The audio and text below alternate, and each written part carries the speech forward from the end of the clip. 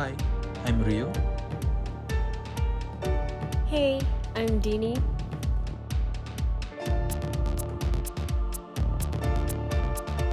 My name is Sadria.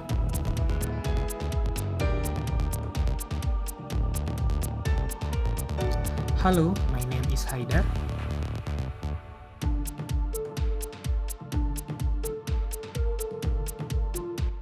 Hello and good day everyone. Welcome to Syndicate 1 News. I'm Fitri Ramadini, your presenter, and our headline today is the semiconductor shortage.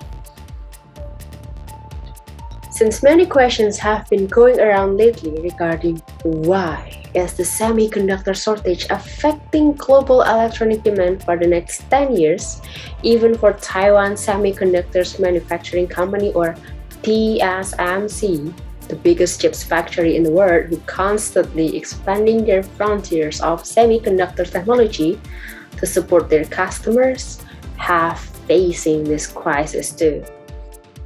For those who knew and yearn for technology innovation, TSMC ignites the spark that propels silicon IP and libraries by building the industry's most advanced design.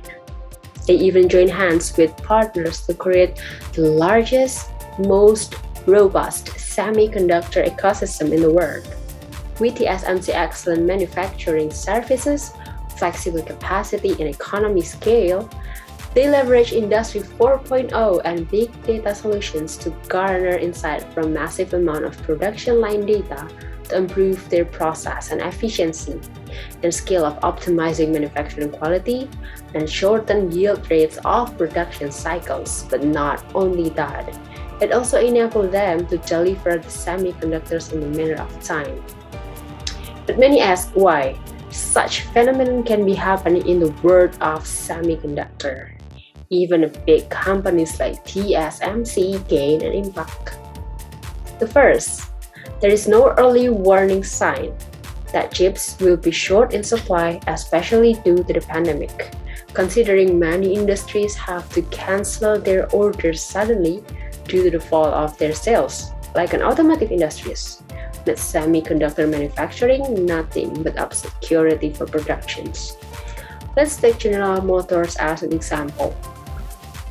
Automakers and parts suppliers began warning of the shortage late last year after demand for vehicle rebounded more strongly than expected.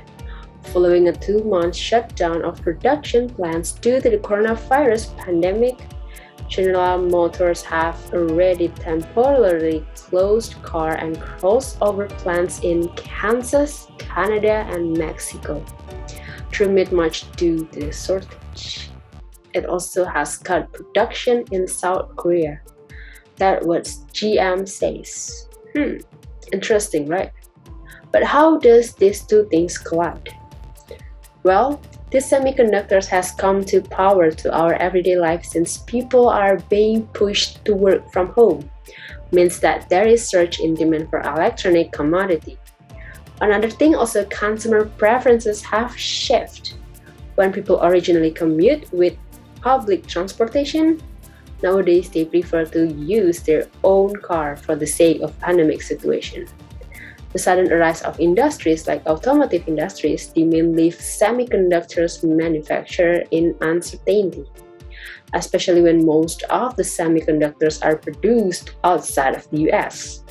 And now, the world is running out of chips because manufacturers can't make them fast enough. Well, to explain further issues, we already got reliable source of information just for you.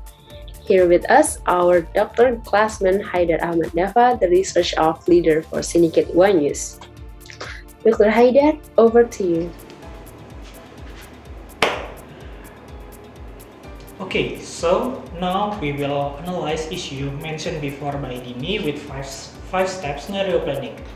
The goal is to help us planning probable strategy which will be used by our company in the future by seeing the excess of uncertainties, implication, option, and its early warning. To kick off the scenario planning process, we will identify the driving force that could have an effect on our company. To do that, we will be using a pastel analysis. The purpose of this analysis is to extract as much as we can from the world around us that could impact our company in any way, from political, economic, social, technology, legal, and environment. Now that we have identified all the driving factors that could impact our company, it's time to pick out two that could have the greatest impact. For each of the critical uncertainties, we will consider the extreme end of the spectrum. For the third step, we will be developing plausible scenario based on the two critical uncertainties we have chosen. We will develop this scenario by plotting them on a simple graph with an x-axis and y-axis. Choose one of our critical uncertainties, that is customer demand, and plot both extreme high and low on either side of y-axis. We will then do the same for our other critical uncertainties, that is investment cost, on the x-axis. The result will be like this graph. So this graph divided by two driving factors with greatest impact form 4 quadrants. We will then choose scenario that we will take based on the quadrant condition. When the demand is high and the cost is low, we will build a new foundry. But when demand and cost is high, we can consider looking for funding by issuing new share or ask for government incentive. Other scenario, when the demand is low but the cost is high, we can find a new market segment. And when the demand is low and cost also low, we will consider to exit the market. Now that we have 4 possible scenarios, we will discuss the implication of each scenario and what option we can choose based on this implication. Ms. Sadria will be the one who explain it to you. Alright, continuing from the previous stage, now we're looking at stage 4. From the high demand and low cost quadrant, it's showing us the implications along with its options. The oversupply takes over and the company is unable to recognize customers' demand. To keep up, the company should do in-depth market research and produce another kind of semiconductor, knowing the revolution of semiconductors is to achieve smaller and thinner form of chips. Next up, we got both factors are high. Company maneuvers are limited. This one is caused by the inevitable demand in semiconductors, reduced ownership of the company, and decreased stock price in the market. Now we have these options to increase company's sustainable development goals. The investment price increased because many requirements must be met. Now we're going to the next one, is on low demand and high cost quadrant.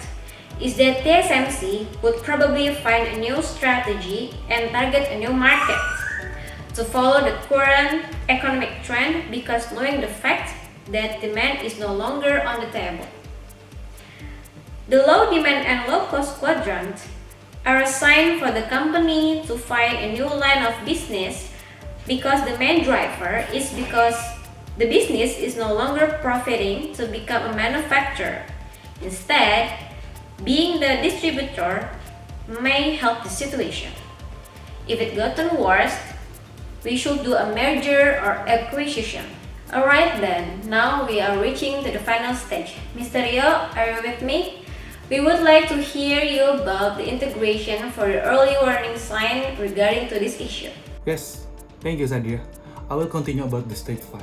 This is the last stage of develop plausible scenario planning. This stage will be explained how early warning works in some scenarios as a part of management process.